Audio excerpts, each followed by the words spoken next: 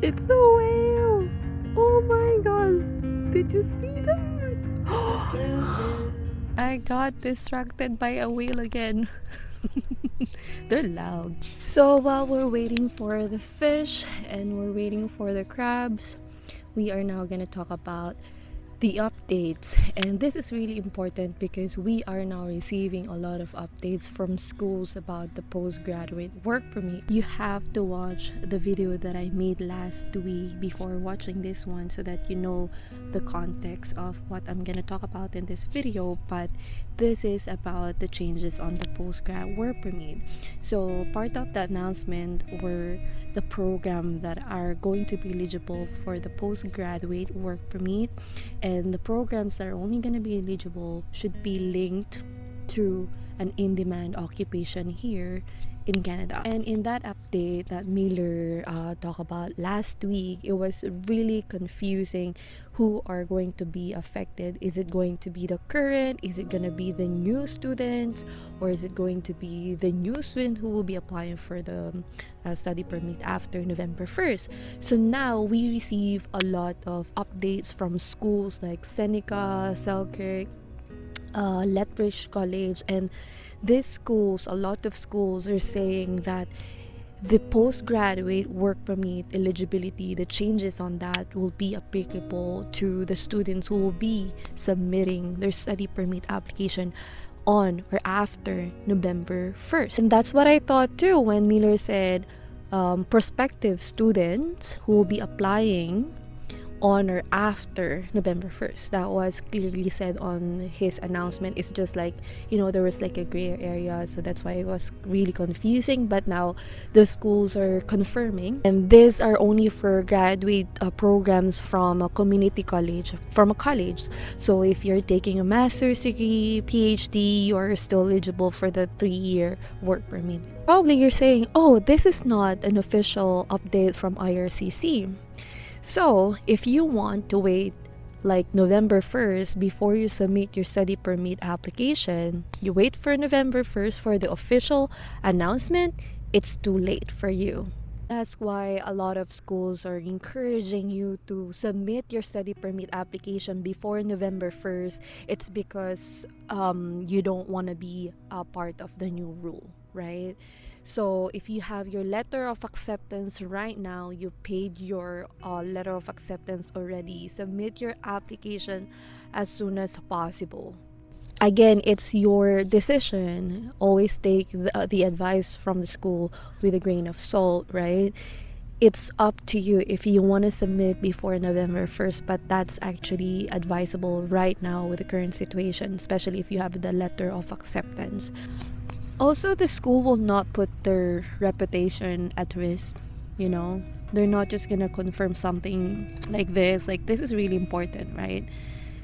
They're not gonna confirm this unless this is verified from IRCC, right? So it's still up to you if you want to submit before November 1st or wait until the official announcement. But I'm just saying, it's gonna be too late if you wait for the official announcement. I remember this one happened last year when they announced the proof of funds, where IRCC said, oh, there's going to be a new rule for the new proof of funds on like January.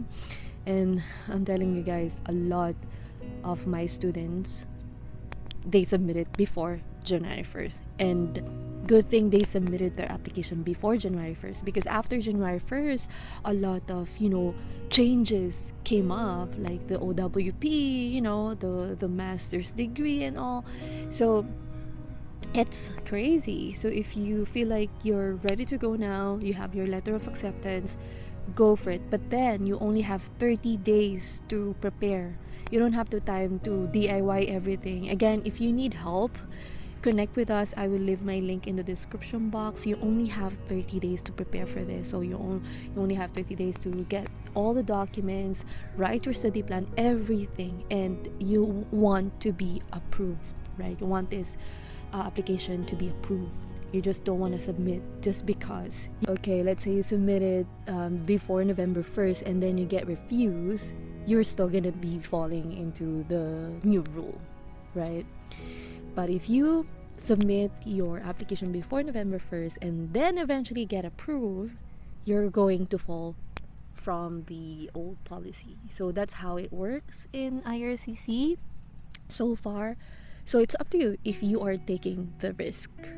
But if you guys are a new student, you don't have a letter of acceptance, for me, my advice is to get the program that is potentially linked to an in-demand job here. But I'm saying, what are those jobs? So we are going to have another video next week. But make sure that you are subscribed so you are going to be notified. But again, if you don't have to wait, if you don't want to wait until next week, you can always contact me and help you guys to find a program that is potentially going to be linked to an in-demand job. And what you want to do if you're a new student is basically submit an application to the school. Once they have the list of fields that are going to be linked to an in-demand job, people or students will basically submit their application. You want to be ahead of them. That's what you want to do. You want to submit your application right now, and then once you are waiting for the offer letter, and that's gonna take 4 weeks, right? Then by November 1st, probably you're going to have your offer letter ready by then. You will decide if you're gonna go ahead with that offer letter or not, but at least you have the decision from the school already, and then you have the update from IRCC. You don't want to be waiting until you have this list. You want to start applying now, because you will be able to identify it right now. What are the possible jobs, right, that will be linked to the program. But if you don't know what are those, you can always contact me. Guys, let's go back.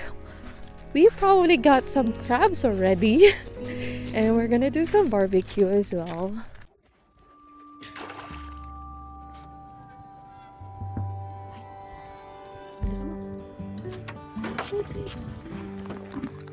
Bilisan mo.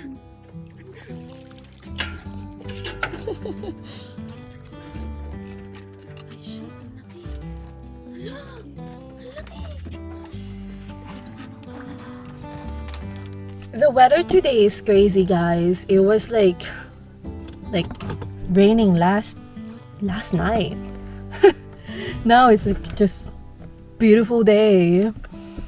But guys, we're gonna do a lot of cooking today. We got a lot of crabs, and I am so glad that I'm living here. I've been living here for almost 2 years now, and this is the only time, this is the only year that I started doing fishing, crabbing, and now I'm starting to do shrimping as well. And it's just crazy to think that you're able to get your food out of the ocean. If I'm tired, or if I don't want to go and get grocery, I'm running out of food, I just go to the ocean and do this. And it's just crazy to think about that, especially coming from the Philippines, where I live in the city. I wasn't able to do this back home, and now it's just so fun. And this is my new hobby, guys. We got a Danjanies today. It's pretty